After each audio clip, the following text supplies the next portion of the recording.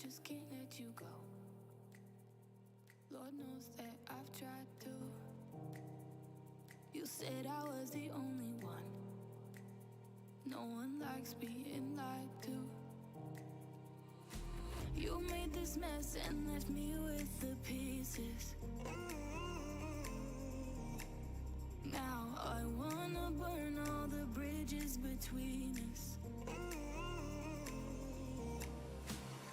I can't focus, I can't forget. I've been thinking too much lately. I just need to clear my head. I just need to clear my head.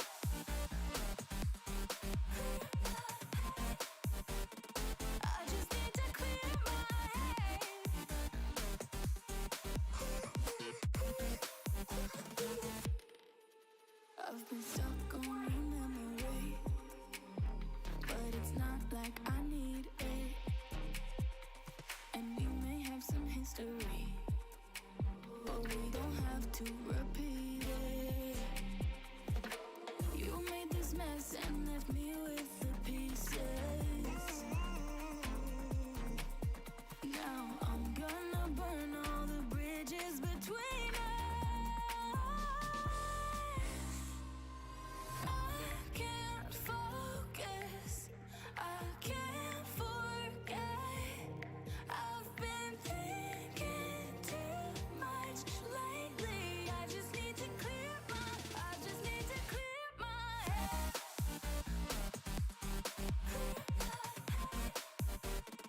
I just need to clear my head.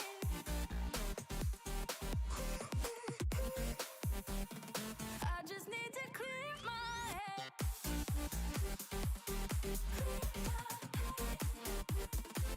just need to clear my head. I just need to. I just need to clear my head. I just need to. I just need to clear my head. I just need to. I just need to clear my head. I just need to. I just need to clear my head. I can't focus, I can't forget. I've been thinking too much lately. I just need to clear my head. Oh, clear my head. I just need to clear my head.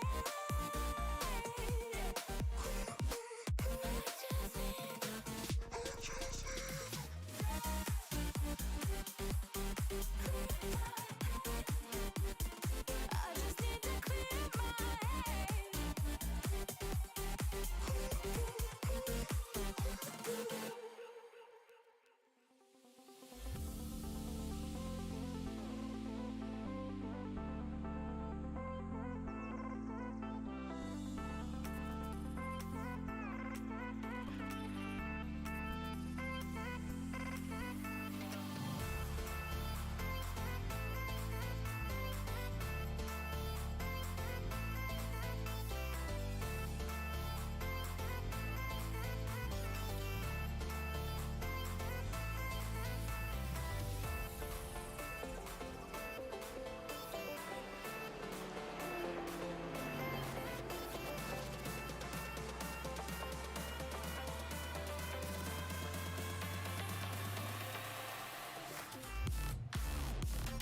Hello everybody and welcome back to the Sunday GT Masters, brought to you by Grip Engineering and SIMRACER Coin. We are here for round 6 of the championship, so at the halfway point, as previously pointed out by Hasse, we are here at the beautiful Hockenheim circuit. Lots and lots of history surrounding this particular circuit.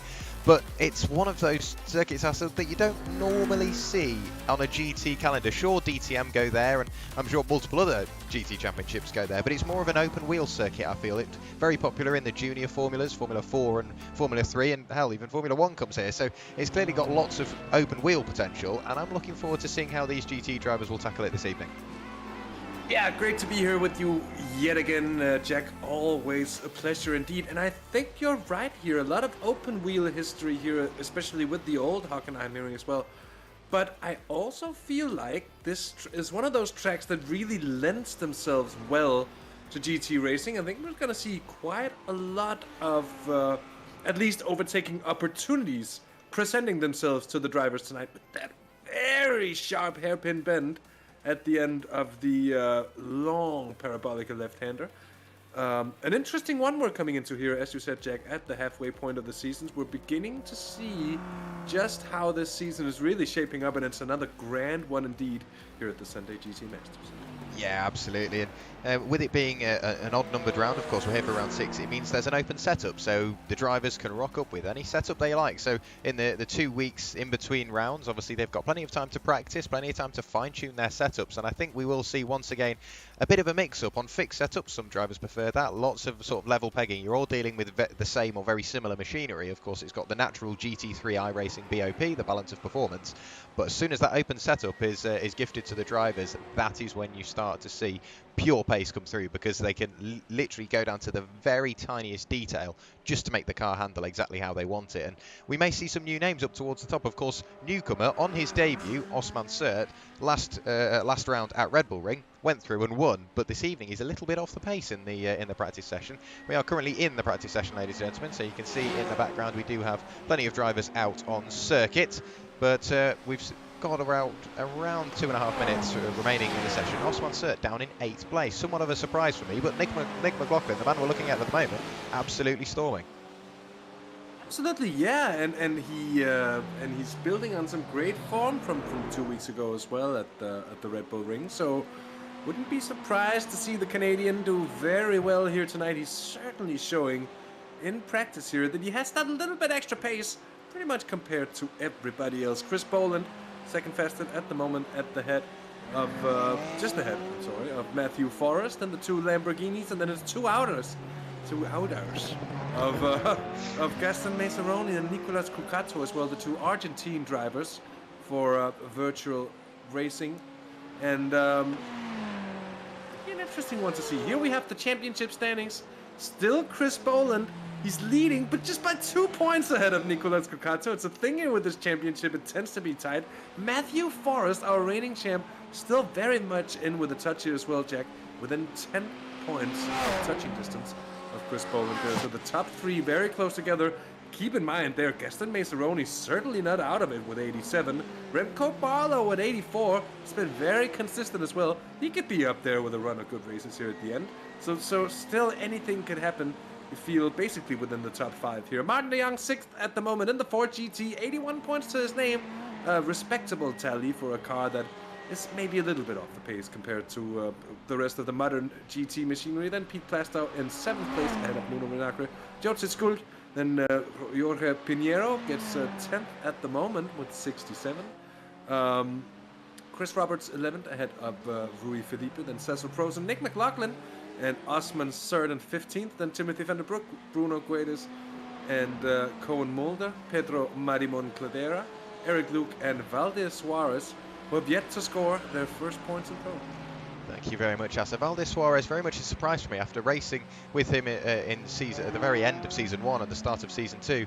He's got the pace, especially in a Ferrari. He was very, very quick at the time. I'm not sure whether that's due to a couple of no-shows this season or he's just generally been struggling with pace. But Valdez Suarez, like you say, yet to score. We will have a look at our AM standings now. So leading the AM Championship by only 10 points is Cody Steig on 105 points. Bearing in mind that's only 5 points behind. Actually, I think he's outscoring the pro class leader at the moment. So Cody Steig not only leading his class but leading the entire championship on 105 points. Giambattista Giacetti on 95. Håkan Kolak only 1 point back on 94. 5 points back from him is Craig Thompson, and then 11 points back we get to Chris Pio rounding out the top 5, and then it's Sander Kaffer 2 points back in 6th place.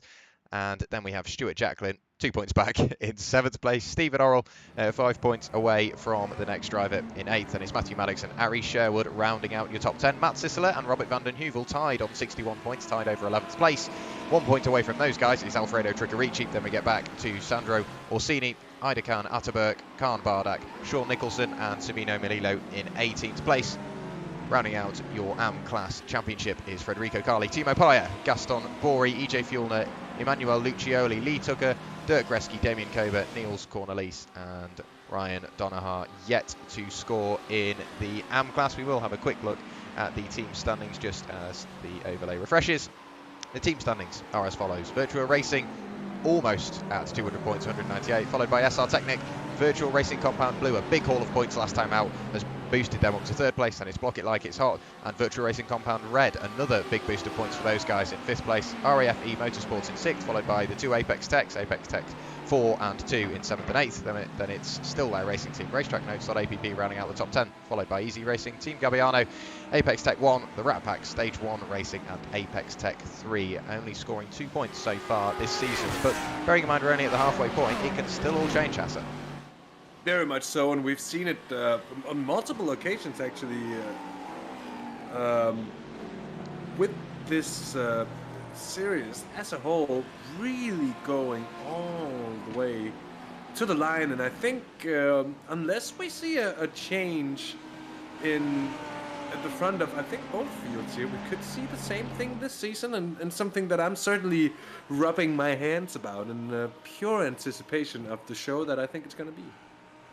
Yeah, it's definitely going to build up. I think we see it in the races. The first 15 minutes, we were discussing it prior to going live, the first 15 minutes, very, very busy. And then the halfway point in the race, the middle 15, slowly starts to quieten down. Don't get me wrong, there are a lot of battles still going on. But that's when the strategy slowly starts to come into play, because the pit window opens and everybody can sort of decide how they want the rest of their race to play out. And then in the final 15, it gets closer and closer and closer, pretty much until the flag. It will only get closer from there. And I've got a feeling the championship standings will do the same. Of course, we're at the halfway point in the season, and they are everything but far apart at the moment. But I've got a feeling towards the end of the season, it's not just going to quieten down. It is going to get even closer. We're going to have lots of drivers tied on points. Of course, there's drop round to take into effect as well. The points you saw up on the screen had the drop round applied to them. So that is, as far as I'm aware, the most up-to-date championship standings that we can get. Currently using the chopper cam. We don't use it that often. Of course, here at Hockenheim, we have very kindly been lent a chopper to follow the drivers around. Chris Boland, the lead driver in qualifying, he is leading the rest of the field around, just working his way through the stadium section. You can see bits of grass being dragged onto the circuit. That's just how close the drivers are cutting it, right to the white line. A bit of curb, a bit of green, and maybe a little bit more, just to try and make their entry a little bit wider, carry a couple more mile an hour into a corner. But a couple more mile an hour at each corner, Hasse, that can very quickly escalate to a tenth, maybe even half a second come the end of the lap. Chris Boland crossing the line. Of course, he will be on provisional pole as soon as he sets that time. Matthew Forrest does, in fact, go on provisional pole. The only one to set a lap so far, 1:36.53. Yeah, I would imagine Chris Boland probably got an off track on that opening qualifying lap of his. Here's Martin de Jong, who's gone quickest in the Ford GT and by a healthy margin. That half a second you mentioned before, Jack. Jotze Skuld there, 0.3 of a second down on the Dutchman. Second fast at the moment, but of course these are still the earliest moments of qualifying. Everybody's just coming out there and sort of getting in the car, and from there on it's often a case of trying to get into some sort of rhythm. Even though it's difficult here, Martin de Jong really with quite a bit of way into that apex. It's such a tight hairpin, that show, and I expect a lot of action down there in the race. And a lot of big braking duels. Oh, that's a little bit of touchy there as they try to use the infield, and Martin de Jong swings off. He realizes that the lap is a spent one indeed. Jotze Skuld in the Porsche 911. Both of them now getting better there by Gaston Maceroni, who gets into the 35s with a 35.988. Provisional pole for the Argentine driver. Yeah, very, very quick lap indeed. But like you say, not too far adrift of Martin de Jong, so there's not too much to pick between them. I've had a bit of a play around on the graphics, so not only can you see the drivers' fastest laps, but you can also see the gap between them and the pole time. Chris Boland does set a lap that time through, so too does Nick McLaughlin, a 1:36.036, 48 thousandths of a second away from pole position. Martin de Jong still sat there with that very competitive lap time, heading down towards the hairpin now, so onto another flying lap he will go. Pete Plasto, whereabouts is he? I think he's just returned to the pit lane. Yes, he has, but at the moment, Chris Boland, not a bad banker lap. Of course, the first one, whether it was invalidated due to an off-track or some other reason like that, but he's just gone and set a banker lap, and it's not exactly a bad one. Currently enough for provisional P5, 2 tenths away, but the top 5, Hasse, separated by 2 tenths of a second. It's going to be a very, very close night. And it'll be interesting to see just how Chris Boland and Nicolas Cocato, the 2 top runners in the championship, approach this race. Because you would maybe expect them to try and sort of... Oh, Osman Sert there has to be careful, and he very, very quickly gets himself back into the pit lane. Here's Rui Pinheiro, the Portuguese, for SR Technique in his Lamborghini, currently 8th. But went in quicker than Nicolas Cocato, who's on another outlap here. And you gotta wonder if Cocato is sort of feeling the pressure of being a top runner here. Chris Boland as well, 6th and 9th here. Early days still, a lot of outlaps being set in right now. So comes Martin de Jong for another flyer. Let's see if he can improve on the early time set by him. Oh. That was certainly that was turn 1, of course. So he just started that lap, I would believe. Putting in some good pace in the Ford GT, that's for sure here. Nick McLaughlin, interested to see. Oh, and Osman Sert has actually put in a new provisional pole time there. But there's still the top 4 within a single tenth of a second here, Jack. As we're just over a third of the way into qualifying here. That's actually closer to halfway by now, but that's quite impressive, to be honest. Let's see how long that stands. Certainly it paints a picture that we're going to see a close race here at Hockenheim tonight. Yeah, we are indeed, and it's very, very close. And you've got to think this isn't only just the AM runners or the pro runners. Everybody's mixed into one. It's all on an open qualifying. The top 15 are separated by a second, and that's got a fairly equal mix of pro and AM runners. So we're not only going to see, obviously, the usual class rivalries, we're going to see the inter-class rivalries, the team rivalries. The list is endless. No matter where you look on track, it's going to be a very, very close affair. And I'm just looking forward to seeing, once again, a few of these drivers work their way through. I've been saying it all season. Craig Thompson, he's been very consistent throughout. He's not necessarily got, I think, the podiums and the wins he deserves, but tonight he's got that pace. He's, at the moment, he's half a second away from the overall pole time. He is on provisional pole for the AM class, and he's almost a quarter of a second clear of Alfredo Tricarici, currently sat second in the AM class. So he's doing everything right. He's going to set him up quite nicely. He will be starting, if everything were to end now and the checker flag were to wave, he would start behind Matthew Forrest's teammate, or in front of Matthew Forrest's teammate, sorry. So if he sort of remains in that position, we'll see whether he will just as Matthew Forrest comes towards the line now. It's very, very helpful. It's a very good asset to have a teammate out on circuit with you. Matthew Forrest comes towards the line now. The time to beat was a 1:36.8. He goes and posts a 1:36.156. That's enough for a provisional P5, a very good lap, and that has shuffled everybody down one place. Of course, that now means Craig Thompson will have Alfredo Tricarici just sat behind him, provisionally, of course. But towards the line, who do we have on a quick lap? We may see some sort of improvement from Nicolas Cocato.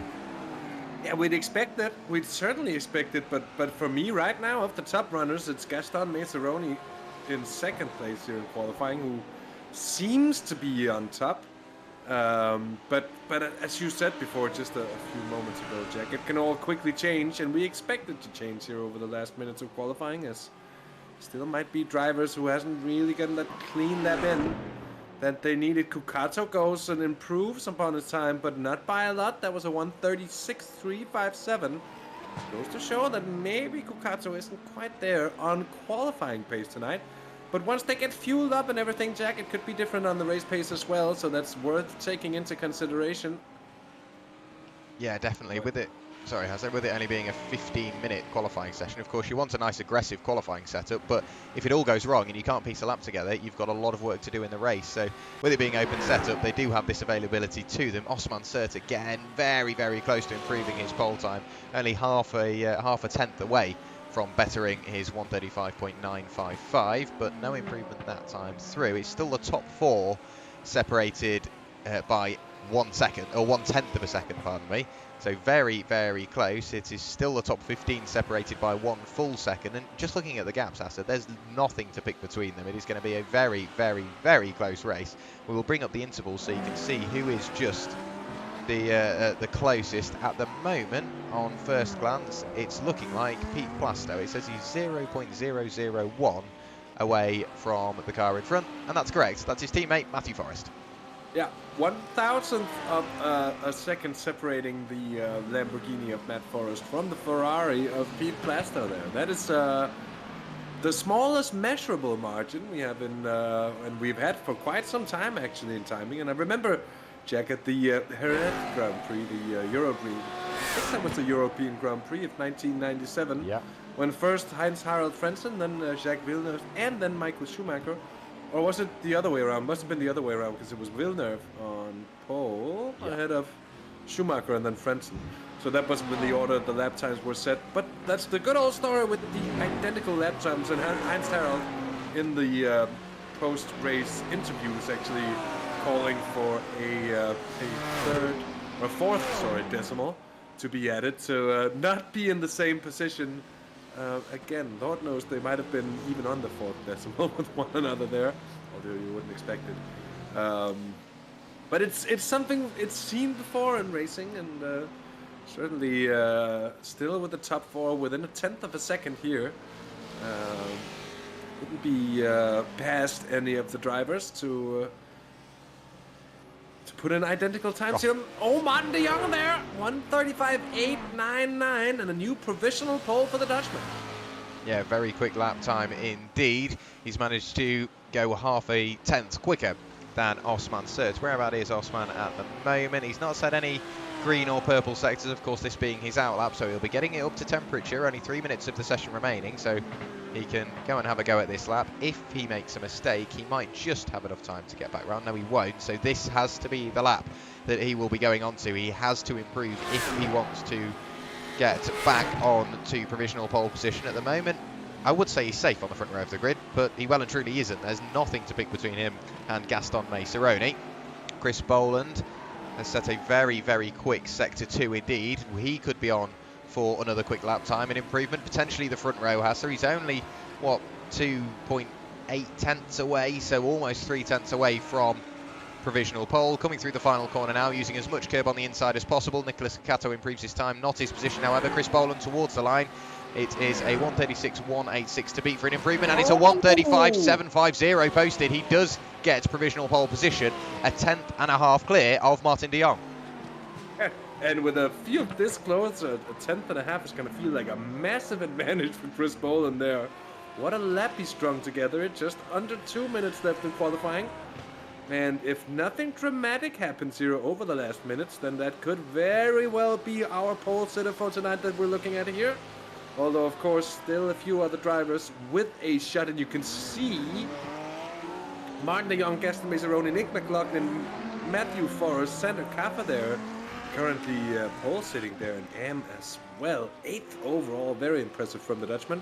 And Nicolas Cocato as well on their out lap. So everybody will be trying to get in that final lap at the end of qualifying to see if anything else just stands to gain there at the end. Here's Nuno Vinagre, who's 16th overall for the pro driver in the SR Technique Porsche. He'll be hoping that the race pace will be better than qualifying pace at the moment, I think.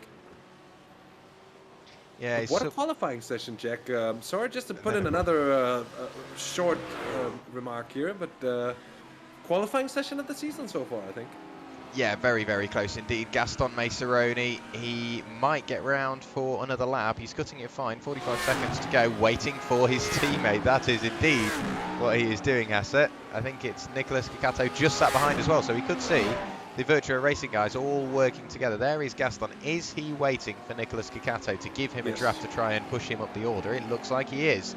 So teammates working together very well indeed. Somebody that could profit out of this, Sander Kaffa, currently sat 8th overall, of course on provisional pole in the AM class, but he's now got 2 cars in front of him in the class in front, but he will be picking up double draft assistance. So this could really, really swing in his direction. He will cross the line with around about 5 seconds remaining, so that's enough to go on to that next lap, and we could see a very late improvement for him. Are we going to see an improvement from Cody Steig? There will be no further laps being started, so anybody that crosses the line now will take the checkered flag, and any improvement has to be made now. Cody Steig through the final corner, set a personal best sector 2. The Mercedes thundering out of the final corner towards the line. Can he beat his original time of a 1:36? Yes, he can. A 1:36.861. That's Jorge Pinheiro that in fact improved. Cody Steig did not. So Jorge Pinheiro does improve up to 12th in class, 15th overall. We've got a shuffle up at the top of the times. Yes, Nick McLaughlin now. Absolutely so. 1:35.882. What is that? 200ths of a second clear of Martin de Jong. That's very close indeed. Doesn't seem like anyone's getting close enough to really bother Chris Boland atop there. Might just be Osman Sert, but I'm looking at his sector times, and he's been the lap. I think he's pulling it off there. Yeah, indeed. Here's Matthew Forrest, though. He's sixth at the moment. He would certainly love to improve. His sector 3 was up, but his first 2 sectors seemingly no better than his opening lap. This final sector might just do the trick for the reigning champ. Gets a great run there, really maximizing his exit. And he goes second fastest there. Wow, Matthew Forrest finds the pace at the final moment there, Jack, when it really mattered the most. And he puts it alongside Chris Boland on the front row. So a Lamborghini 1-2. Here comes Jorge Pinheiro. I think he's already taken the checkered flag. Yeah, looks like it. Yeah, in towards the pit lane comes Jorge Pinheiro. In towards the pit lane comes Cody Steig as well. The final car out on circuit, Matt Sisseler, is into the pit lane. There is Cody Steig crossing the line now. So Hasse, that is the end of what was a very, very close qualifying session. The halfway point in the season, you wouldn't be able to guess. Very, very close indeed. And I guess that is just confidence building up within the drivers. They've raced now, what, 5 rounds together, and they're slowly getting used to how each other drive, whereabouts the pace is, not only learning each other's pace, but learning their own, how quickly they can go behind the wheel of that car. And with open setup, Hasse, we said it would be close, but I didn't quite think it would be this close. No, you can never really expect or anticipate a session as close as this, but indeed, there, Chris Boland on pole position for RAFE Motorsports ahead of Matthew Forrest, then Nick McLaughlin, Martin de Jong, Osman Sert, and Gaston Maceroni. That's rounding off row 3. Pete Plastow ahead of AM Pole 0 Sander Kaffa. Nicolas Cucaso is 9th ahead of Jotsit School. Then Roy Pinheiro and Craig Thompson in 12th place. Remco Barlow and Alfredo Tricarici. That's the 7th row of cars ahead of Jorge Pinheiro and Orkun Kolak there. 16th overall. Nuno Vinagre stands ahead of Chris Roberts. Then Cody Steig, M-Class points leader coming into this race. Then 20th place, Giambattista Giachetti and Chris Pio, 21st ahead of Matt Sisseler, Stephen Orrell, and Robert van den Heuvel, the Lobster, in 24th. 25th and last for tonight, that's going to be Matthew Maddox of the Red Pack indeed. And with that said, Jack Werrell, we're about to go racing here at the Hockenheim ring. We are indeed going racing for the 6th time this season, and Chris Boland getting pole position. Very, very quick lap indeed to put him on the front row of the grid. Matthew Forrest joining him very late on, so we do have a full Lamborghini front row, followed then by Nick McLaughlin in the Ferrari. It's great to see Martin de Jong is still up there in the Ford GT. Whilst it is somewhat of a legacy car now, it is getting on a bit. It definitely still has the pace. It can really bring it to the newcomers to iRacing. Of course, the Lamborghini and the Porsche being, I think, the most recent cars to join the GT3 class. But at the moment, Osman Sert still yet to grid up with Remco Barlow, Orkun Kolak, Cody Steig. So 4 or 5 drivers still waiting to join the grid. Osman Sert joins now, and I think everybody else does as well. So in a few moments' time, we will go racing here at Hockenheim. So the lights up on the top of the screen. The Porsche 911 GT3 safety car will lead the field round through the final sector and then peel off into the pit lane. We'll keep an eye on Chris Boland. Of course, our pole city, you can see thousands of horsepower sat waiting eagerly to get going. And in a few moments' time, we will see some brilliant, brilliant racing, and 45 minutes of it, Hasse, with a pit stop thrown in there as well. What are your predictions for this one? Oh, it's so tough to call. I think it's going to be a really, really close one at the head of the pro field. I don't think we're going to see anyone run away with it in any way. And for the AM one, it looks really good for SDK-GAMING, but as much as it's about being quick, it's also about surviving whatever mayhem might ensue. So we'll have to see, Jack. It's a hard one to call, and that's going to be my prediction for this one. Yeah, I would 100% agree. Through the final corner now, waiting for Chris Boland to go. He's leading the field. I think he's gone nice and early. Yes, he has. So we go racing here at Hockenheim. A good start from Chris Boland. Got the jump on everybody else. Nick McLaughlin trying to work his way back in front of Martin de Jong, but Martin de Jong already picking up that place, so up into third place. Now looking for second. Matthew Forrest towards turn 2. We've had an incident for SDK-GAMING in the background. I don't think he got away as well as he would like, but Chris Boland's still leading the way. Matthew Forrest second. Martin de Jong up a position into third. Nick McLaughlin inheriting fourth place, and then it's Osman Sert followed by Gaston Maceroni, Pete Plasto, Nicholas Kakato up one place. I'm not 100% sure what happened to SDK-GAMING, but lots of damage on that car. Let's have a look back, Hasse. Yeah, let's see what happened to the pro. Just had some, or the AM class pole sitter just had a contact with one of the Virtua Racing Audis. That might have been Kukato, that might have been Gaston Maceroni. I think that must have been Nicolas Kukato, actually. Interesting to see. Oh, and somebody else has gone around. That's Remco Barlow in the BMW, and he's someone's on the outside as well. Oh, that's Orkan Kolak as well in the 666 Lamborghini, one of the AM machines.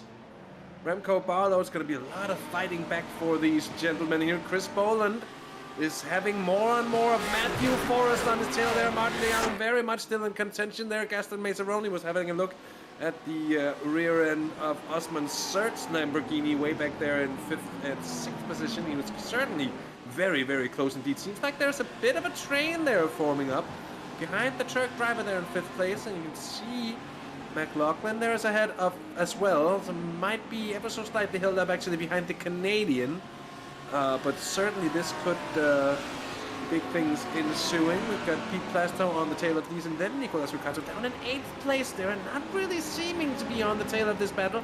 This could be big for the guy in 2nd place in the overall standings, given that the guys in 1st and 3rd are 2nd and 1st, or 1st and 2nd at the moment here. Pete Plasto getting a good old look there on Gaston Maceroni, and a very good run here. Plasto, could we see a launch from the Ferrari? Which, incidentally, actually, Jack, I think the evolution model of the Ferrari must be the newest addition to the GT3 field, if that counts so. Plasto with a look, but nothing more as they enter the hairpin for the 2nd time.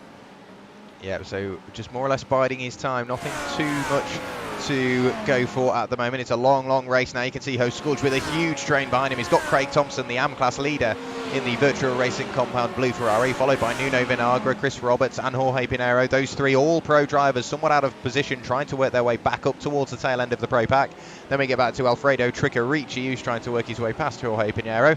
Giambattista Giacetti in the Team Gabbiano 541 Ferrari, currently sat 3rd in class, 16th overall. We do have a little look there, I think, from Chris Roberts. Throws the car over the curb, trying to better his exit. Is he going to cut back on the brakes? Not quite as yet. Of course, with this being a long race, you don't want to take too many risks, but if you start hanging around too much, the race is going to fall away from you, and next thing you know, you're into the pit window and you're miles behind where you wanted to be. So Chris Roberts, he's got to play this carefully. He is the meat in the SR Technic sandwich at the moment. Nuno Vinagre in front, Jorge Pinheiro behind.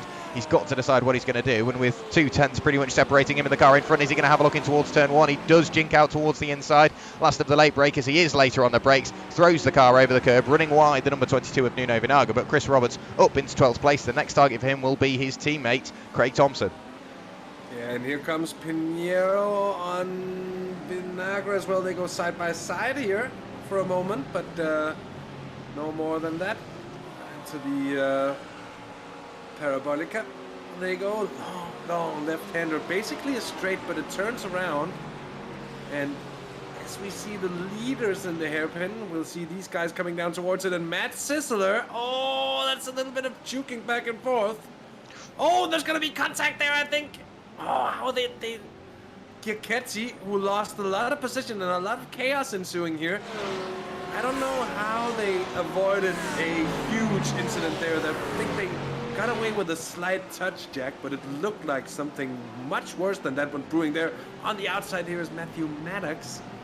So this lower midfield scrap, as we know it, always tight, always very, very close. And I'll tell you one thing, Jack, having watched this series now, it's the 4th season in action, and I'm lucky enough to commentate here on the Sunday GT Masters, and at some point I'd love to try and do just a single race or two in the series. It would certainly be fun to try and experience just how these battles feel to be a part of on track, because it seems close and it seems just a great thing to be a part of here. Up ahead now, still Chris Boland with Matt Forrest. They're the 2 Lamborghinis still close to one another. Martin de Jong in the Ford GT in 3rd, and of Nick McLaughlin and Osman Sert, the Turk, rounding off the top 5. And here is Nuno Vinagre, and that's been a major incident there, Jack.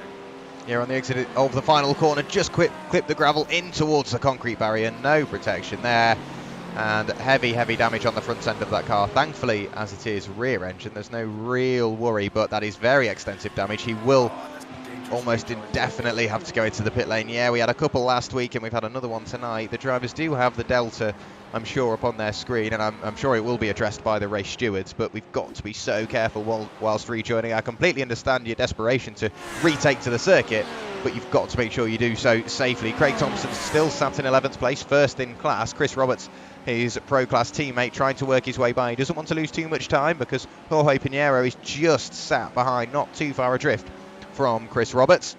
And I've got to say, Hasse, I think you definitely need to go and have a go at this. Any excuse to get you out of the commentary box, but yes, please do feel free to speak to the stewards. I'm sure they'll be able to get you in for one of the closing rounds of the season. It would be absolutely sterling to commentate on yourself, and of course with all these drivers going off as well, I'm sure you won't be bored. There's lots of battles to be part of. We will come back to this, Hasse, because I do want to discuss a little bit further about your possible entry into one of the rounds, maybe this season or next. But at the moment, Martin de Jong still sat there in 3rd place, and the top 4 very equidistantly spread, but it looks like Chris Boland has just got the edge on everybody at the moment, still pulling away in the lead. Yeah, indeed, and that's a closely knit trio here as well of 2 VRC machines and the SR Technique Lamborghini there of Jorge Pinheiro. Chris Roberts here, it seems like he has the pace on his teammate, but Craig Thompson certainly sitting on it at the moment, and that AM class lead looking very solid here. Matt Sissel has done a very good opening stint so far, and he's moved himself up into 2nd place in class ahead of Tricorici and Giacchetti, Matthew Maddox, and Stephen Orrell. They're rounding off the AM top 5. Here is the overtake done and dusted, and Pinheiro makes a smart move there and sneaks on through. He's gonna get harassed here by the VRC Ferrari there, and Craig Thompson, I think, doesn't want to get too involved here, Jack. Just want to make sure that he keeps the pace in his own car, but with the cars behind battling like this, he's going to see his lead extend for sure. Yeah, absolutely. The cars battling in his rearview mirror will massively motivate him to carry on pushing forward. Of course, we saw Giambattista Giacchetti getting involved in a very, very minor incident down at the hairpin. I think potentially just slightly outbraking himself. Of course, he went over to defend from, I think it was Matt Sissler at the time, or potentially Cody Steig in one of the Apex Tech Mercedes, and slightly missed his braking points, and only very minor damage, I think, caused to anybody. So got away with that quite lightly, running slightly wide there, Matt Sissler on the exit of the penultimate corner. You've got to be careful not to pick up a 1X and the drag strip out there here at Hockenheim. Very, very slippy. You get a couple of wheels on there, you will more than likely over-rotate the car. Of course, you've got the curbs to go over first, so you're not only unsettling the car, you will lose all grip on your way. It's getting very close up in the distance. I think on the brakes, I saw Chris Roberts and Jorge Pinheiro almost side by side. It looks like Chris Roberts managed to secure that position whilst he was going part way through the corner. Chris Boland now a second in front, and that is because Matthew Forrest has dropped back into the clutches of Martin de Jong. With that little battle going on, Nick McLaughlin has got back involved, so this is the battle for the final 2 steps on the podium. I know it's calling it early, Hasse, but this is getting very, very close. It is indeed, and it's interesting to see just how well Martin de Jong must have had that Ford GT set up for tonight. It looks super competitive as it bounces over the curb there. It's a really lively car, and I think you having driven it yourself in this series, Jack, would agree to that as well. It's a dancing machine. It's sort of, you know, and having said that, looks pretty planted under the skillful control here of Martin de Jong, but certainly it has to be that way, hasn't it? He's got Nick McLaughlin on his tail. He's competing with the top dogs of the series. Of course, Martin de Jong, very much one of these top gentlemen of the series himself, a championship contender, had a super strong second part of last season. So if the car sort of comes to him here over the second part of this season, he could still be in for something great. Certainly looks to be in for a great race. Hasn't really had the luck on his side so far, but we'll have to see. Oh, Maxime DT here says the Tilly setup shop provided the Ford setups, and that certainly explains a good bit of the pace there of Martin de Jong here. Still Chris Roberts and Jorge Pinheiro, and they're certainly going at it here, Jack.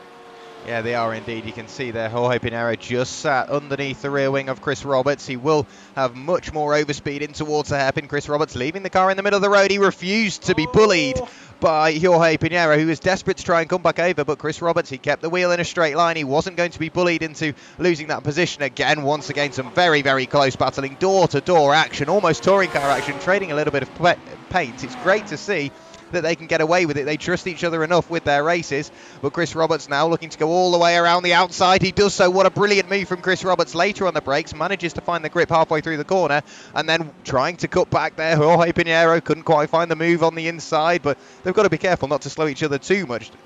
Because Craig Thompson will be there to pick up the pieces and get those positions back after losing them just a couple of laps prior. Both cars run wide. That's a very, very easy mistake to make. The car in front that you're following runs wide. You tend to follow it as well. But Chris Roberts, after losing the position with Jorge Pinheiro barging his way up the inside, got back around the outside, managed to make it work, and he's going, right, no more of that. I'm running away. And it looks like he's managed to make it stick. A whole 3.5 tenths separates them, Hasse. It was a beautiful cutback from Chris Roberts in that situation. Done so well to really read that being so far up the inside there and having held a really strong defensive position, he would be able to get on throttle earlier than Jorge Pinheiro. He certainly did from the hairpin, but what ensued was a great, great battle indeed. And that move around the outside from Chris Roberts to, at least for now, seal the deal, because look what we have here. It's Jorge Pinheiro getting closer and closer in the slipstream. Might he have another go down towards the hairpin here? I think so. But great to see Pinheiro before just being attentive and really leaving enough space for both of them to race around. Here comes Pinheiro with a great launch, and I think the Portuguese driver is going to try to set up a move here down towards the next left-hander. Maybe not for this right-hand kink because it's basically flat out, but here we see him on the inside. Yes, indeed, but that Porsche is so late on the brakes, and it is strong on the brakes. Jack, I've driven it quite a bit myself, the Porsche 911R, the GT3R, and certainly one of the qualities of the car is that it's really strong on the brakes here. And Orkan Kolak, oh, it just got tipped there by Matthew Maddox. Maddox, I think, survives it quite well. Orkan Kolak, I think, has managed not to hit anything as well. Oh, that side of the car tells a different story, though. I'm not quite sure as to whether he hit something or not. Here's Robert van den Heuvel in the beautiful Golf Porsche. He's had a bit of a spinny moment on the curb of his own, and that's not a nice place to go. It's not a nice direction to be pointing. He's just scraped the wall as the traction control, I think, keeps him from executing the swift turnaround there. And now Martin de Jong's very close to Matthew Forrest. Forrest can't really decide which way to defend, and Martin de Jong's up the inside. Ooh. Forrest very early outbreaks himself. The Dutchman, he's going to lose several positions in this. Oh my word. I said several. It's just a single one so far, but look at Osman Serd very close, looking to try and take advantage there. Martin de Jong was a little bit too much on the inside there, as I think Matthew Forrest made a smart move as he went back out to the outside just to try and protect his exit after all there, Jeff. Yeah, you can see that they are getting very, very close indeed, and it's not like obviously he intended to do that. We see it all the time, I think specifically at Hockenheim, but a lot of the time going into hairpins, you pull over to the inside to defend, or maybe attack, you brake at your normal point, but then you realise the corner approach is so much quicker, you need to get to that corner a little bit slower to make sure you can get the car around, and it's so easy to outbrake yourself, a very easy mistake to make no matter what level of motorsport you're at. But it does mean that we now have 2 virtual racing compound cars on the provisional podium. Matthew Forrest and Nick McLaughlin. Matthew for VRC Red and Nick for VRC Blue. Martin de Jong back down to 4th place, back down to where he started. You can see on the left hand side of your screen now all of the movers and shakers. The top 7 remain as they are. Nicholas Cacato up 1, Rui Pinheiro up 2, Host Schools has remained as is. Chris Roberts, I think the driver that has gained the most places throughout the entire race. Yes, he is, up 7 places, now up towards the tail end of the pro class. He's worked his way through the couple of AM drivers that were in front of him.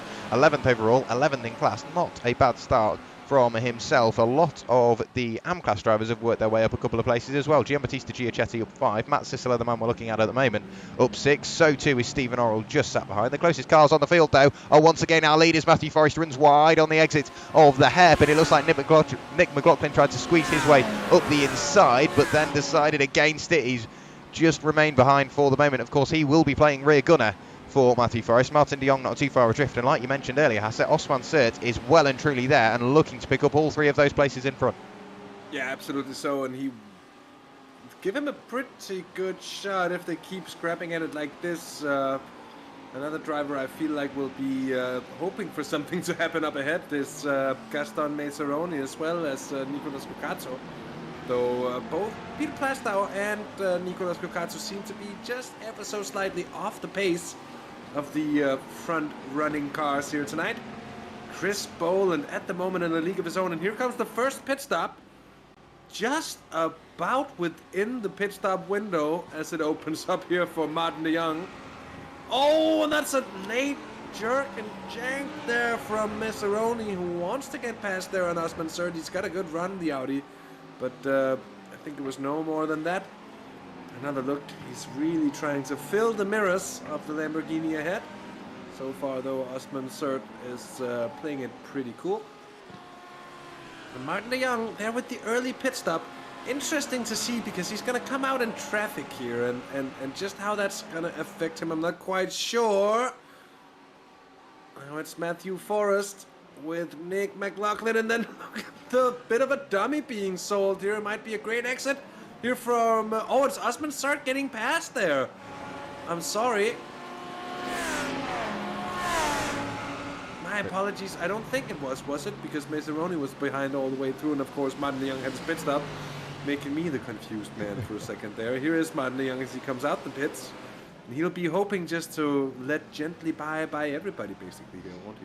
Yeah, of course, he will have all that extra fuel on board, so he'll be one of the heaviest cars out there, and being caught up in some AM-class traffic is really not what you want to do. He's got a bit of clean air in front of him. The next car will be Stephen Orrell and Matt Sisseler, both in Mercedes, just a little bit further up the road. But I've got to say, a very, very clever call from Martin de Jong, because he's got out, after a little bit of a battle into clean air, he no longer is losing time behind those top sort of 4 drivers, so he can sit in this clean air, enjoy it, drive his own race, bounce it over the curbs if he so wishes by the looks of that. But he's no longer losing that time, and he can just get into his rhythm and last for the final half an hour, just under, that we've got left of this race. So if this plays into his hands, he could be on for potentially the second step of the podium, but all will be decided in just under half an hour's time. Matthew Forrest still sat there in second place. Nick McLaughlin very, very patient in third, just sitting on his tail, letting the 2 cars behind battle, because Osman Sert and Gaston Meseroni once again nose to tail. Are we going to see Gaston have a little look into the braking zone? Last time he threw the car over to the right hand side of the circuit, let Osman Sert wash over to that way, and then cut back and took his normal line. So very, very clever driving. Are we going to see the change of position this time between the 2 teammates? Nick McLaughlin up the inside, later on the brakes, of course. Whilst they are in theory teammates, they are racing for 2 different colours. Matthew Forrest once again running very, very wide. He will take the 1X for that, the off track. Don't think it will be enough for a slowdown, and Nick McLaughlin not quick enough off the corner, and remains in third place. No, that track extension, I think, working wonders in terms of keeping Matthew Forrest in position, and we'll see what the stewards have to say about it afterwards. But it's been working out so far for him. You could say he was squeezed out there ever so slightly, but of course he's really fighting for something here, and it does seem like the bunch of cars behind him might just be that slight bit quicker. If they're able to get the jump on a pit stop round, he might be in a spot of bother there, because Nick McLaughlin certainly looks to be wanting to be let loose at the moment. He's being held up is the best I can say, I think, at the moment by Matthew Forrest. But Forrest certainly not an easy gentleman to get past. And anyway, misses the apex there as well on turn one. You can see huge speed differential there. The Ferrari goes on the outside. He's kind of nestled out there. He has to try and go through the long way around. That doesn't work out for him the first time around. This could just come to favor Osman Sert in the Lamborghini, who comes flying by the Canadian. Makes an easy pass there. He's got a good run. And I think he's going to take second place away from Matthew Forrest. Here's they make a slight bit of contact there. Another bump, and it's going to go all wrong. And Sert is in the wall. Yeah, very, very hard incident there. I think that was just both the cars bouncing off each other. It's so unfortunate. And it's not at all what you like to see, getting the car well and truly out of the way. Clever driving there from Osman Sert, given the situation. We'll have another look back to how it all started. Nick McLaughlin trying to work his way up into second place on the brakes, trying to go around the outside. You'll just see the flick of brake lights. I noticed this at the time, just as the car goes left, a dab of the brakes there, just to make sure that he doesn't make contact with his teammate. That allowed Osman Sert to really get the run, and then he threw the car over to the right-hand side of the circuit. So too did Gaston Maceroni in the background, and they both bounce off each other, and Osman Sert just moving over, and of course then they pendulum together. It's so unfortunate. Matthew Forrest got away with that one. I'm sure it will be put forward to the stewards, fighting both sides. Of course, we don't like to say too much more. We don't want to apportion any blame.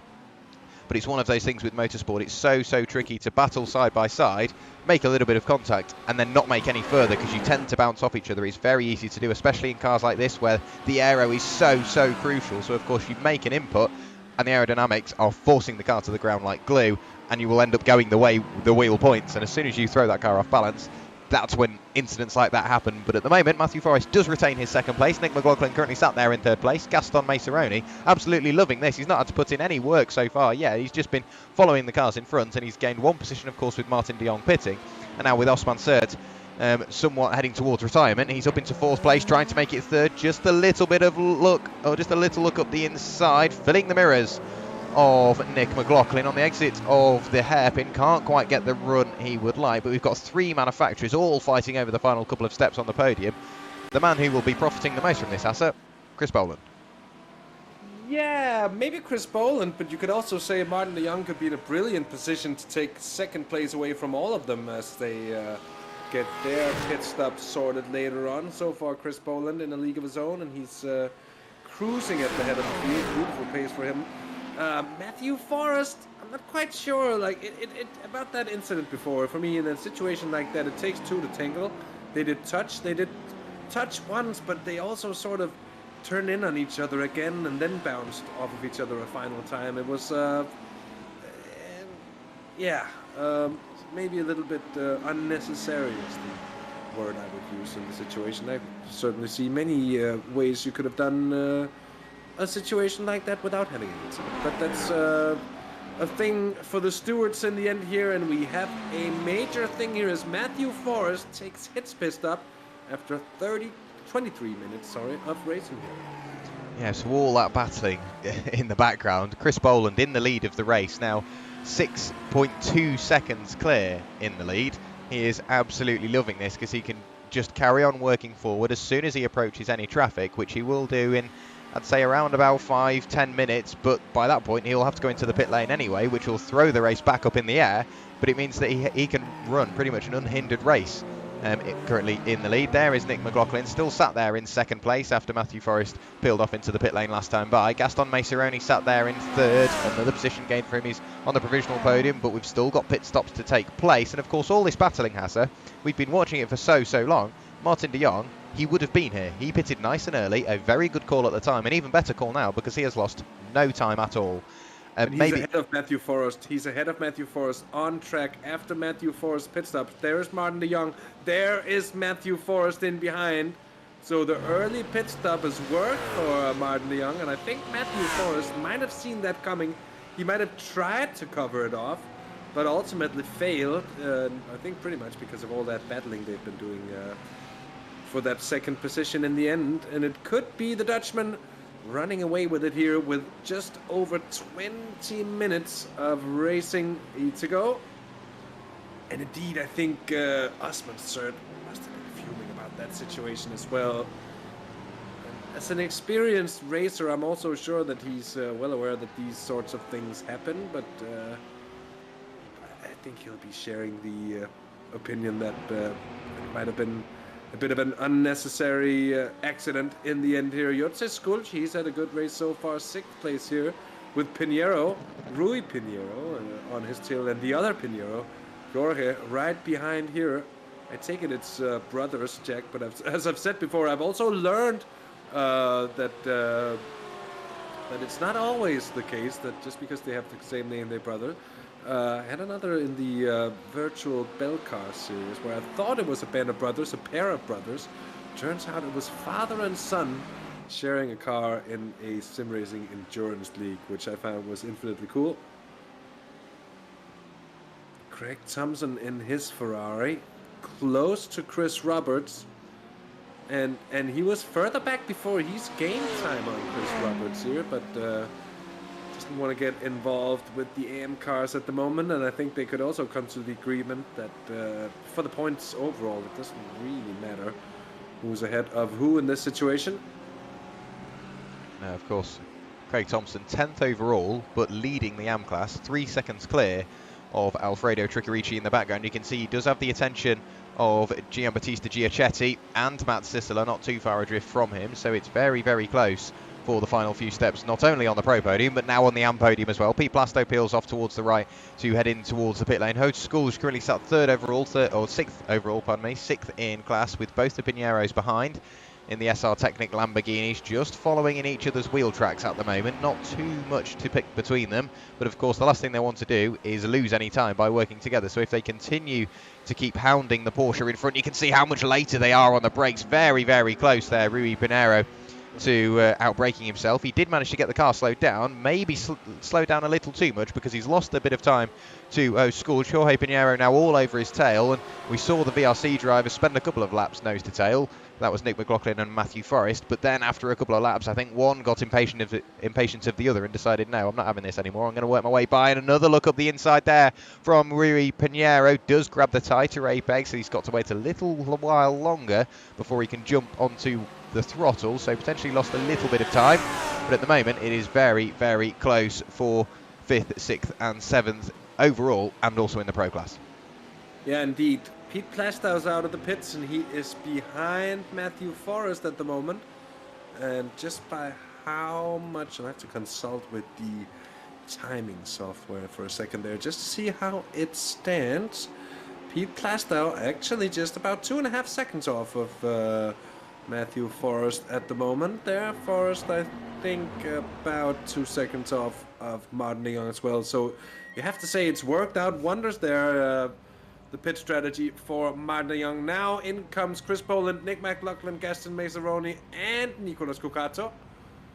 Plus both of the Pinheiros, who incidentally both of them got passed on Chris Roberts here as well. So something must have happened out there between those three on that lap here. Chris Roberts goes on and takes a provisional lead of the race, as he is of course yet to pit.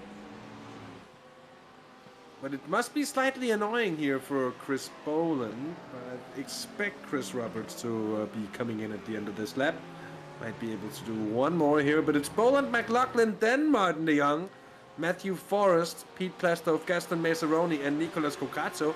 So actually Pete Plastow there with the pit stop round as well, getting past both the Virtua Racing drivers. And not a perfect round for Mazzaroni, who lost the position. Yeah, of course, Chris Boland, like you say, leaded the race and returning to the circuit for the second stint of the race with that extra fuel on board now. The last thing he wants to do is lose time. Chris Roberts, I would expect to see him in towards the pit lane over the next couple of laps. And we are getting very close towards the tail end of the pit window, so we should see him in at the end of this lap being lap 18 for anybody on the lead lap. The only drivers not on the lead lap, I think, at the moment are Hoos Skulj, Osman Sert and Sander Kaffer. What happened to Skulj? He's had a crash relatively recently, I believe, because he was there in 6th. Yeah, he jumped to the pits. He had a major incident, I'm afraid. Let's see here what happened to Scourge, its car's already wrecked at this point, I'm afraid, Jack. It's a bit of some damage to the left-hand front side. I don't know what happened there, but he's decided to pull it out. Can't find a gear either. He's sat there revving the car, desperately trying to get it going somewhere, and couldn't find anything. So not 100% sure where the damage came from. It wasn't a registered incident on our end, but now you can see everybody in the top 25, in fact that is the entire order, have now been into the pit lane. So we will go back to, so you can see all of the logos, whereabouts the relative manufacturers are shaping up. You can see plenty of Porsches sat there in the latter stages of the timing tower, and it's the Audis that seem to be fairly mixed in on the order. But at the moment, the Lamborghini of Chris Boland back in the lead, only 3 seconds clear of Nick McLaughlin. Not a massively slow pit stop from Chris Boland, but it seems like that 6-second lead has been completely sliced in half. Nick McLaughlin in second place. Martin de Jong returns to the circuit, of course, before everybody, after pitting nice and early, but returns in between the two VRC cars. Currently sat there in third place, 1.5 seconds behind Nick McLaughlin, just over 1.5 seconds in front of Matthew Forrest. There is Pete Plasto as well, albeit he now has Gaston Maceroni all over his tail in the Virtua Racing number 48 Audi. Yeah, great stint there from de Jong. Even better from Nick McLaughlin, who's taking a grip on second place there. And Matthew Forrest, you gotta see, has lost out a little bit. There's Pete Plasto on the grass indeed, and Gaston Maceroni spends not a second too much there. I was about to say a minute. That's a long time to spend on an overtake, something you might see in NASCAR, but certainly not here. Maceroni straight up into 5th position there. Slight mistake from Plasto, and that was all Maceroni needed. He's got a championship to fight for here as well. Pete Plasto, who was looking like he was going to win it last season, but then went to shambles as he made contact with a backmarker who's coming across the track. So very, very heartbreaking indeed. But that's last season. Now is this season, strangely enough, and it's Chris Boland at the head of affairs, looking to stretch his lead. And if you take on the Boland classes there for a second here, Jack, find his closest rivals, Matthew Forrest in 4th, and Nicolas Cucato, who, mind you, is only 2 points down in the overall standings. He's all the way down in 7th place here. So it could be a great points haul at the end of the race for Chris Boland. Yeah, that would be what we're looking for. We're now seeing another interclass rivalry. This time Remco Barlow somewhat out of position. The only BMW out in I think the entire championship so far. Remco Barlow in the Block It Like It's Hot number 20 machine, trying to work his way by Stephen Orrell. It won't be a class position, it will be an overall position, so he'll be going, or trying to work his way from 16th up into 15th, later on the brakes up the inside. Stephen Orrell very much aware of that, looking in his mirrors, could see that the BMW would be very, very tight on the apex, gave him that extra bit of room on the exit. Now going defensive in towards the very fast right, towards the stadium section of the circuit. Is he going to let him by with it being a different class, trying to work his way by? No, he is going to fight for it, as he has the right to, with it being an overall position. Of course, he is more than welcome to fight that place, but way too hot on the way in. I think he over-rotated the car as soon as the camber was introduced, and Stephen Orrell, pointing the wrong way very, very quickly, grabs a gear, trying to get it out of the way, and it's so easy to do that as well. On the gravel, you're desperation to get the car pointing the right way, and the understeer creeps in, and then you've got the very painful traction control inhibiting you from just putting your foot to the floor to try and rejoin the circuit. But he does rejoin. Matthew Maddox screams by in his Porsche, and Stephen Orrell is right the way down, 8th in class now, 19th overall. So unfortunate to see, but a very easy mistake to make. And well, we've now got a little bit of time, and the field is spread out. Hasse, would you like to tell us a little bit about our sponsors? Yes, indeed. We are indeed so lucky to have Grip Engineering and SIMRACER Coin sponsoring the series this season, and of course it wouldn't be possible without their help in the end. Of course, Grip Engineering brings real life knowledge from the track right to your sim, and it's a team with experience from the likes of the WRC, the World Rallycross Championships as such, and it's people who really know their business. So get in touch with the people at Grip Engineering for that extra bit of speed on track and that extra bit of stability in your rig. And of course, SIMRACER Coin, who aims to be the world's leading sim racing oriented cryptocurrency, and with grand plans of introducing stuff like in-league economies, where you have to sort of pay maybe a modest amount, but still kind of amount of money for something like car repairs or parts that you might have ruined in a race and stuff like that. All very interesting thoughts. You can go check it out. There's of course links to our sponsors in the description underneath. Thank you very much, Hasse. And of course, everybody loves a bit of motorsport, everybody loves a bit of sim racing, but the best thing everybody likes to do is save some money as well. So if you go to Grip Engineering, your first introductory session has a 20% discount. So all of the brilliant services that they provide, you will get 20% off as well. So please make sure you go over and say hello to those guys. Tell them that we sent you, and then obviously enjoy their services. Host Skulj in the chat saying his wheel disconnected again. So not a great night from Host Skulj, and that means that he is out of the race. So 3 retirements so far: Sander Kaffer, Osman Surt, and now Host Skulj. So the Porsche, the Lamborghini, and the Ferrari all out of the race. 22 runners still out there. Stephen Orrell trying to make amends for that previous incident, or the little mistake he made in the stadium section of the circuit. Now trying to work his way past Matthew Maddox for 7th in class. Looks to the inside, throws the car back to the outside. A great dummy sold there. Is he going to be late enough on the brakes to work his way around the outside, or is he going to go for the cutback? Matthew Maddox hugs that apex. Stephen Orrell on the exit boots the loud pedal. He gets a great launch off the corner, and I think that's position made. Yes, it is. Position made, position secured before we even get to that little right-hand king. So Stephen Orrell up another position. Chris Pio will be the next target for himself, up in 17th place, but that is a long, long way up the road, and with less than 10 minutes of the race remaining, I don't think he'll get there. But now look at this battle. This is the battle for 4th place. Gaston Maceroni on the inside, Matthew Forrest on the outside. It will reverse, rolls in towards the hairpin, but Matthew Forrest much earlier on the brakes, gets the car slowed down, grabs the apex, bounces. There's a door-to-door contact, and yes, that was an elbow wide there from Matthew Forrest. It's such a tight hairpin, especially when you're already going in on the inside. Very easy incident to have, but it looks like that has massively favoured Gaston Maceroni. He got elbowed out wide, worked his way up the road. Matthew Forrest later on the brakes, trying to now battle his teammate Pete Plasto for 5th overall, and they do have Nicholas Cacato just behind them, so they can't afford to lose any more time, Hasse. Yeah, indeed, this looks like a bit of a gift for Cucato. Indeed, Nico, of course, Pete Plastow isn't really taking any prisoners. He wanted to get the better of Matthew Forrest immediately. He might just do it here. Plastow on the inside, and he gets it done. Great move there from Pete Plastow to put Matthew Forrest down another position. All of this really seems to just aid one person up ahead, and that's Chris Boland, and in the championship standings, because if it would be finishing now, I think it's the best it would have been all race, with Chris Boland leading there. Matthew Forrest, mind you, he was sitting 2nd place for a long, long time indeed. He's been falling down the order here throughout the race, Jack, and certainly it hasn't been his strongest race of the season so far, but still there to try and pick up as many points as he possibly can. Gaston Maceroni there, now up into 4th place. Great from the Argentine driver indeed.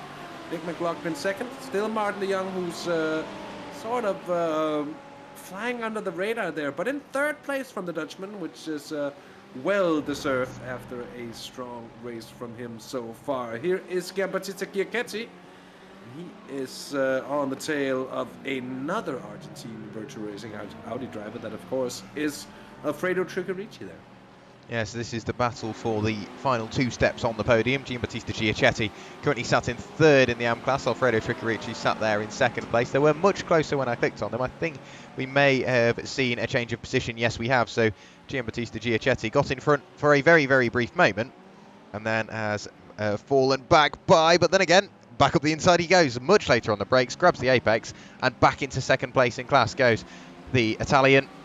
Alfredo Tricarici down into 3rd. Matt Sisseler well and truly part of this battle. So once again, Hasse, the drivers on the podium, at no point will they feel any comfort, because there's always cars around them. And at the moment, it looks like Giambattista Chiacchetti has got the pace. Matt Sisseler not too far adrift, just knocking on the door of that podium.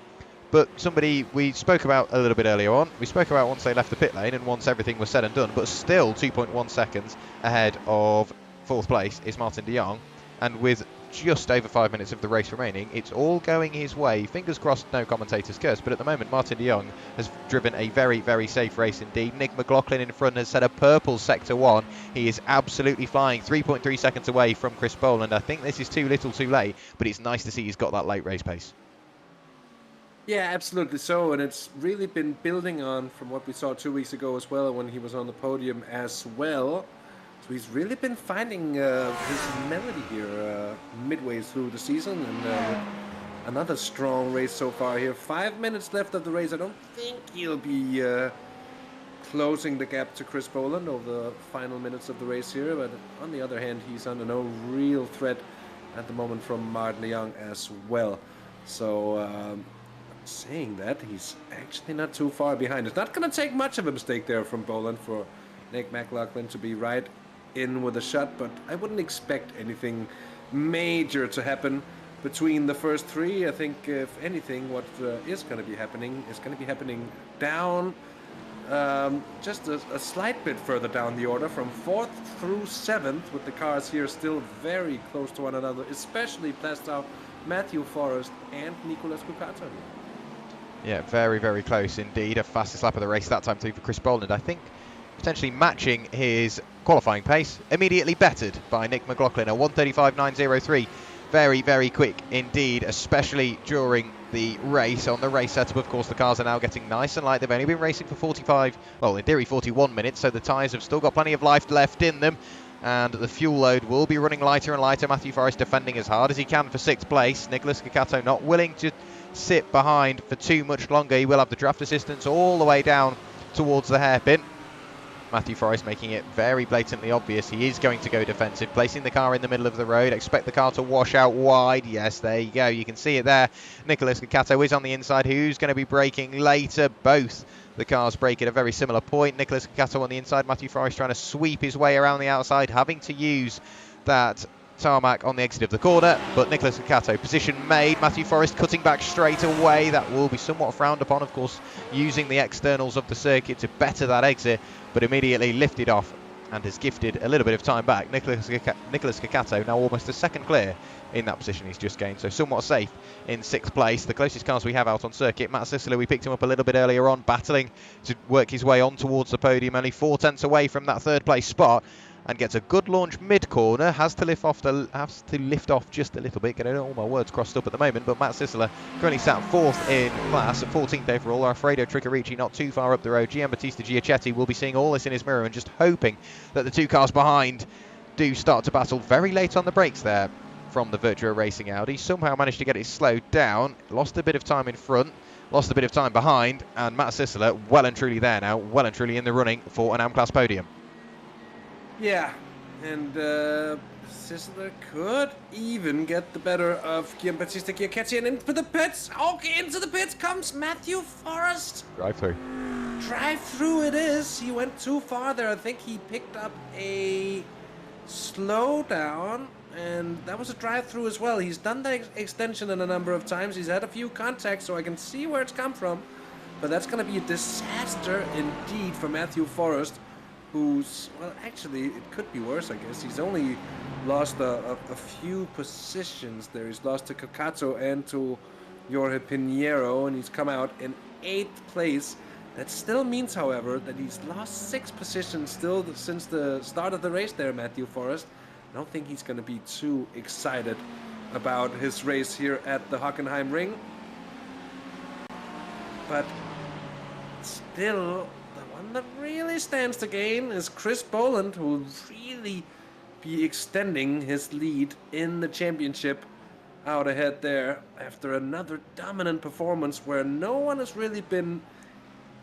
They've been close, but they've just been that half a step underneath there from Chris Boland. I think, at least in my opinion tonight, he's been brilliant, Jack. Yeah, it's been another one of those drives from Chris Boland. The open setup really does work for him. He can get that car dialed in nice and early. Of course, the week before, or the week leading up to the event, we do have a free practice 1, 2 and 3. So on the Monday, there's a 2-hour free practice session. The Wednesday and the Friday, another 2-hour free practice session on both those nights. So they've got plenty of time to practice officially with the other drivers in the league, and then they can either set up their own hosted sessions for themselves, the league, the teams, whatever, or they can just sort of test whenever they like. So there's lots of opportunity for the drivers to get quicker and quicker throughout the week and really get those setups dialed in, and it's definitely working for Chris Boland. But Matt Sisseler not too far adrift, very, very close, a quarter of a second. We could potentially see a position change in towards turn 2. Failing that, I think it will be in towards the hairpin this time by. At least he's getting close enough to think about it. But Alfredo Tricarici grabs too much curb and over-rotates the car through turn 1. That will be on the final lap of the race as well. Rejoins, manages to get the car across the road before Remco Barlow gets there. But Alfredo Tricarici, from 3rd place in the AM class, makes that mistake after being hounded by Matt Sisseler, drops to 4th in class. But Matt Sisseler, very, very clever driving. He just sat underneath that rear wing, pushing him forward, and eventually the driver in front cracked. Matt Sisseler, 3rd in class. Well-deserved Sisseler there as well, who both him and Battista Giachetti has gone up a lot of places this race. Tricarici, who certainly did lose control there, and Chris Boland, who takes another brilliant win in the 86 Lamborghini here at the Hockenheim ring. Nick McLaughlin, I think, got the fastest lap of the race, and Martin de Jong gets himself on the pro podium as well, just ahead of Gaston Maceroni there with a strong sprint. Then Nicolas Cocato in 6th ahead of Pete Plastow. Oh, Nicolas Cocato in 5th place, sorry, who's got the better of Pete Plastow there in the end. Plastow gets 6th. Pinheiro 7th ahead of Matthew Forrest. And then Rui Pinheiro, the other of the 2 Pinheiros indeed, who finishes 9th. Chris Roberts is going to take the win. That Craig Thompson, I'm sorry. Chris Roberts gets 10th in the Porsche, of course.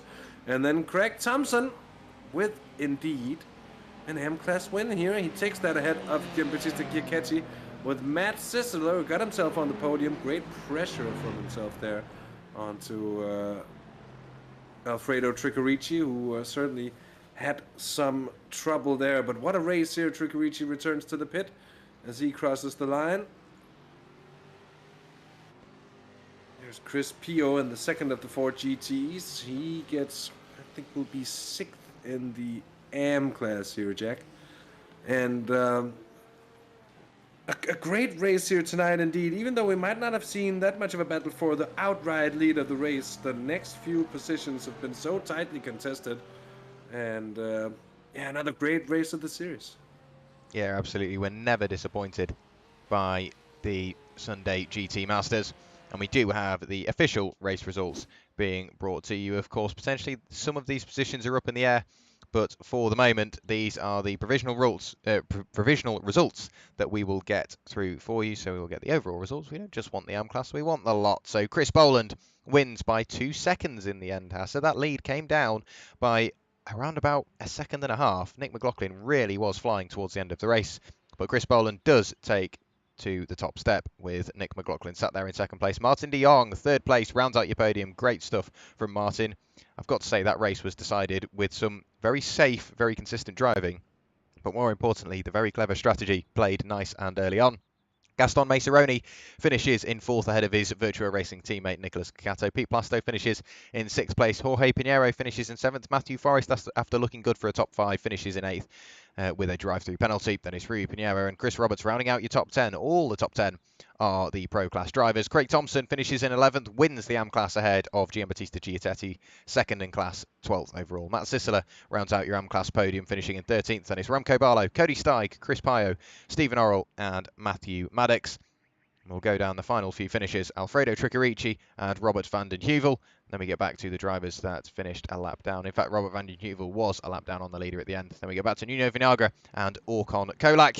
And our retirements from round 6 of the season. Hout Skulj, Osman Sert and Sander Kaffer. A very, very interesting race. You can tell it's the mid part of the season, Hasse. Very, very close indeed. We do have time for, I'd say, around about 3 interviews. I'll let you decide who you want to bring in. Yeah, indeed, Jack. I'm just gonna fling open our waiting room, our virtual waiting room, indeed, and bring in one of the most wonderful of gentlemen. Indeed, we had the pleasure of talking to him a few weeks ago after the race at the Red Bull Ring, and at do a crime if I didn't invite Nick McLaughlin in for a chat here tonight. Nick, second place tonight. Strong race from yourself. Looked like a very, very eventful fight. Second through, what was that, 5th, 6th, 7th position for a lot of the race there. Looked pretty intense to us here watching along on the booth. Gentlemen, good to be back. And yeah, from 2nd to 5th, 6th, 7th, one of those positions, it was a battle for quite a few laps. Yeah, Matt put on a good defense ahead, and at one point we were, I think, going through, what was it, turn 2, try to outside line, and then Cert come up my inside. I'm like, oh, here we go. It was good fun though, really good fun. Yeah, it certainly looked like it, and second consecutive race on the podium for yourself. You seem to have really found a good rhythm, found your melody, if you will, here in midway part of the season. Yeah, absolutely. It's everything's kind of starting to click here mid-season. It's feeling really good. I felt like I had a bit more pace there today. Could have had a better quality lap, but I didn't, so that one's on me. I'm not sure if Chris ahead of me was just kind of coasting to the finish line, but I was taking a couple tenths each lap out of him, and I was like, well, maybe. But it wasn't to be, and he drove an excellent race, so congrats to him. Well, indeed, but it must give you a sense that a win is certainly within your grasp, so to say, within your reach this season. Yeah, absolutely. I think if everything clicks for a race and we have a clean run, it's definitely possible. We got some fast guys up at the front, so it'll be a fight no matter what. Well, Nick, as always, a pleasure. Thank you so much for taking the time to have a chat with us before we let you go. If there anyone you'd like to give a thanks or a shout out to? Big shout out to you two for casting all this. It's been a treat, and of course to the Virtual Racing Compound guys back home.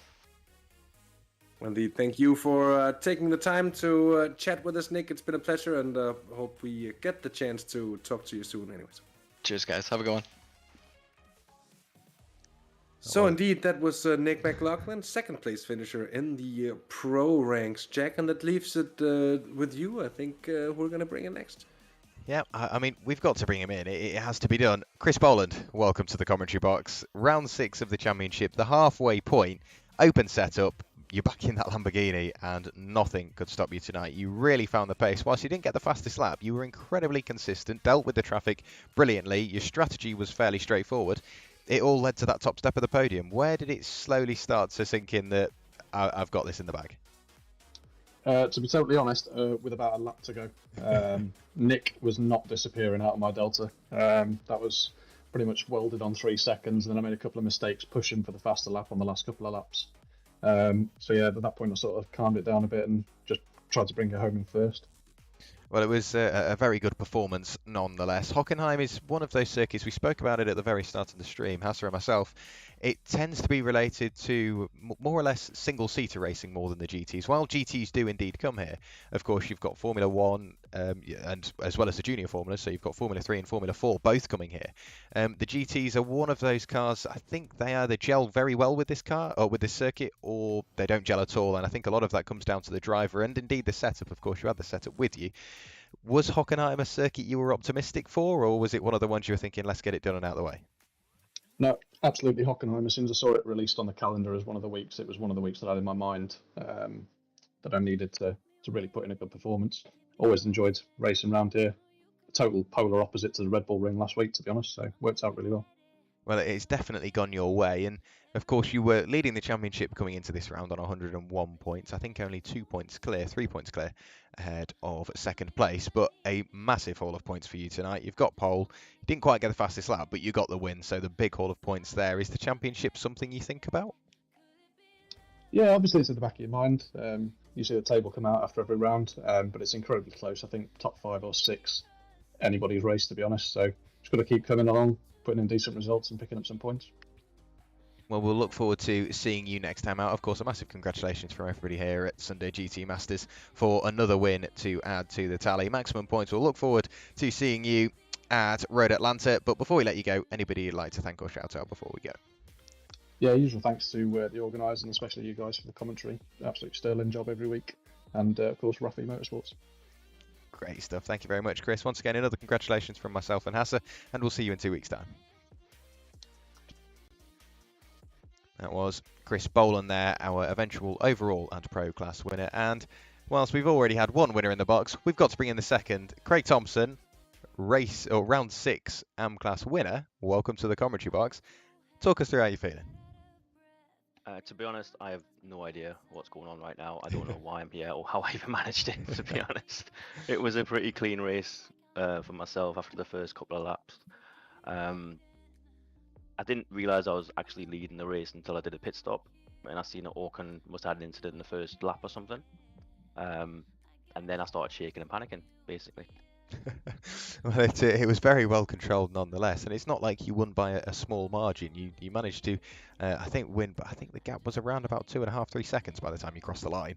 You dealt with any traffic you approached very well, and of course Hockenheim's one of those circuits where there's plenty of room to get past people on the straights. During the corners, it tends to tighten up. How did you feel about that when you're at the busy parts of the race? So whether it be when you were battling, whether you were letting cars by, trying to get past cars, or the very start. Did you struggle with that, or talk us through how you felt about Hockenheim?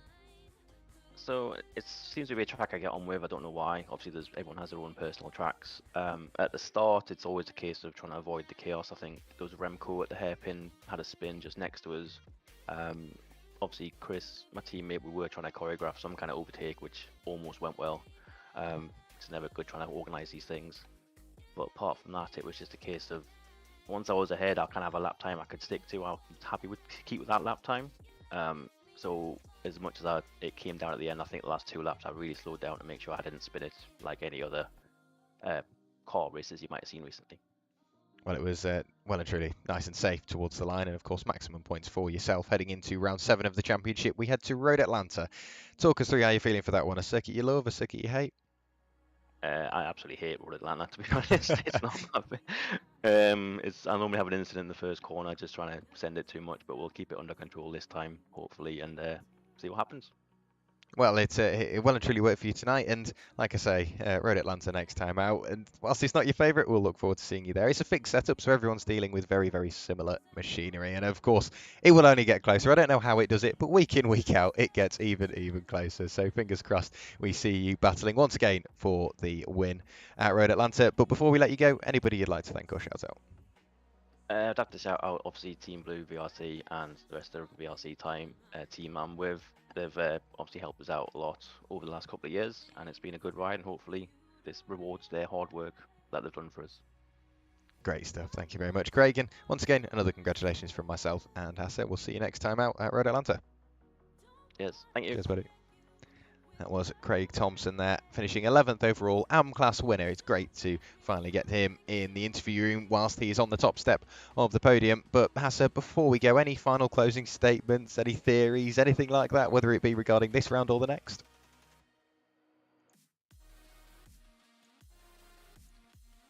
I believe Hasse potentially has his mic muted. But next time out, of course, we do go to Road Atlanta. We will get a quick word from Hasse before we close out. But Road Atlanta next time out, same time, same place. Make sure you join us for that one. Of course, a massive thank you to Grip Engineering and SIMRACER Coin for making this possible. Another brilliant night of motorsport as well. Lots of battles, a little bit of contact, a few incidents, but nonetheless, it led to a brilliant night. Thank you very much, everybody watching. Hasse, any final closing statements? Well, yeah, I think it's been another great one indeed. Sorry, before my mic had incidentally disconnected, so it wasn't even muted, Jack. Wow, for once. But another great race on the Sunday GT Masters, and another part in the saga that is the championship of this 3rd season, and just how it'll go in the next half of it, the last half of it, the latter half of the season. We'll have to see.